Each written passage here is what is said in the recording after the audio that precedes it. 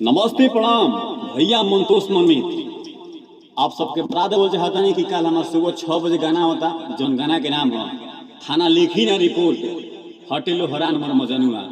जैसे कि आप सबके पता हुई कि हमारे गाना ही कॉपीराइट लग गई रहे और डिलीट हो गई रहे कुछ धुन के वजह से, लेकिन आप लोग के आशीर्वाद से फिर कल सुबह 6 बजे गाना आवता।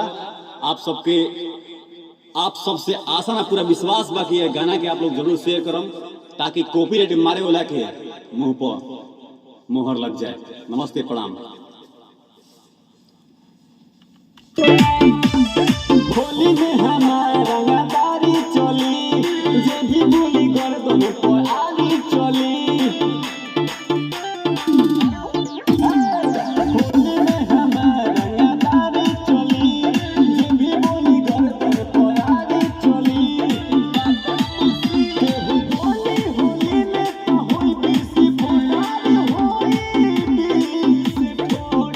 केहू कोरी नहीं मारी तो सपोर्ट हो, केहू कोरी नहीं मारी तो सपोर्ट हो, केहू कोरी नहीं मारी तो सपोर्ट। हटेलो हरान मोर मजनुआ, थाना लिखी ना रिपोर्ट। हटेलो हरान बंद कर।